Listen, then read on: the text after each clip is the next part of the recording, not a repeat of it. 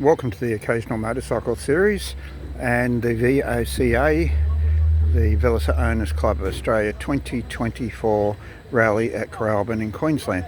We just thought we'd highlight a couple of bikes here and some of the ancillary equipment that people bring. So here, this particular model has a fairing on it, was pannier racks at the back of it, and a little bum seat, little tail pack area there on the back of it, and it's been retrofitted with indicators, clip-ons at the front, lovely Smith's instruments on there, and incorporated in there into the fairing is the headlight. So it's just something a little bit different there. Rear sets on it, as well as pillion footrests. So we just thought we'd show you that particular one. Lots of lovely trailers here, predominantly black, and that brings us to the little LE here. Kickstart, Mark III. If it's not, someone will correct me. Now, it's got leg shells on it, like it's got retrofitted little indicators. It's got saddlebags on it. It's got a rack. It's had a new radiator hose down there too. Very nice little bike. 2 seats on it, so you can see where the pannier bag goes. And it's got a kickstart on it, not a hand start. That's why I'm putting it down as Mark III 200cc LE, because of the kickstart on it rather than hand start.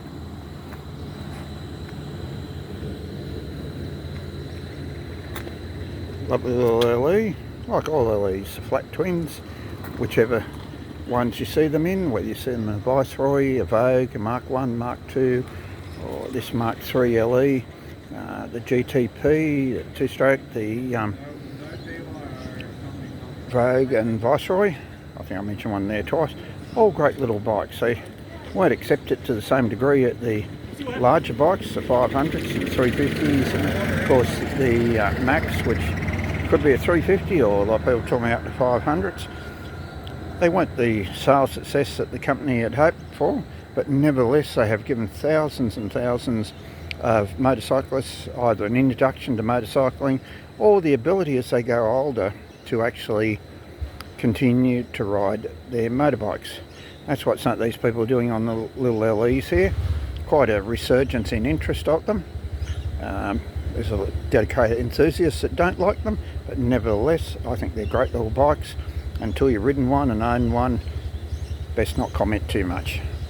Now we'll move on, some normal type trailers, and we'll start over here, at the trailer over here, it's got the image at Rolly Free. But before we go over there, we're walking around the car park, we might have a look at this sidecar setup here. Quite common at the time. Sort of 65 Venom with a dusting sidecar. Very neatly done. Everything's in good condition down there.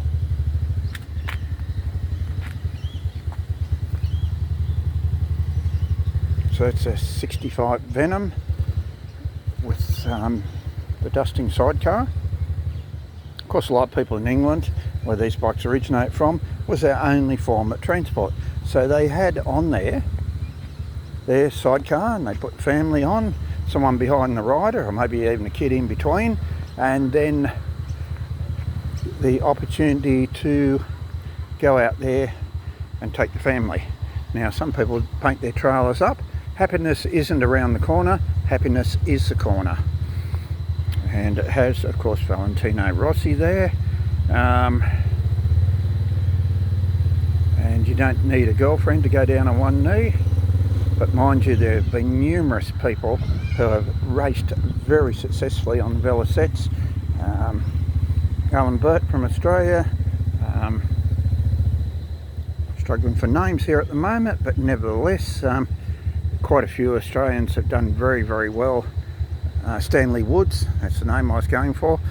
19, 26, 28, 29 TT winners from a company that had a very, very limited budget. And we all know about Rolly Free and seeing the record on the Vincent that sold for 1.1 million. So you recall there, I bought you an MV Augusta that sold for 141,000, I think, from memory, plus dealer premium, which put it up to, or auctioneers, about 89,000. But there's no harm in taking a little bit poetic liberty there and putting Rolly Free on the Velocette. And it's not really Rolly Free, they can't say anything because he has a pair of trousers on, doesn't have his bathing suit on, and he has a pair of shoes. So interesting take there on it.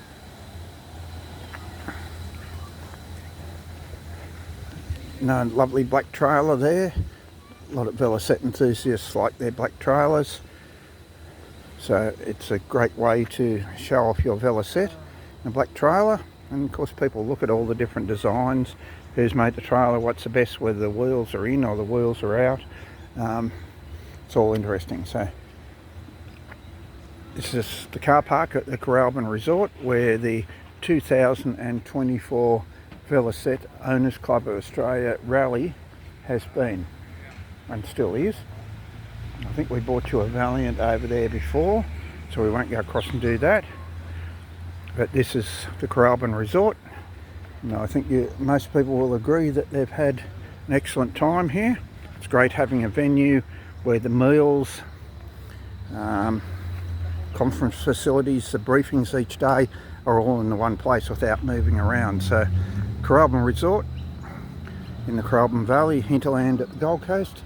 Thank you for looking after the 2024 Velocette Owners Club of Australia Rally and allowing us to display a couple of very special bikes, 1913, 1922 in your foyer.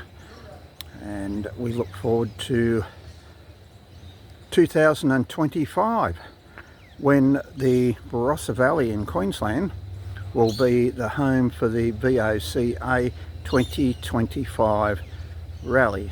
And it's a good companions rally, and that's why a lot of people come. Even if they can't ride their Velocette still, they come along and meet up with old mates. So hit the like button, tell us what you found, especially the people that participate in this rally.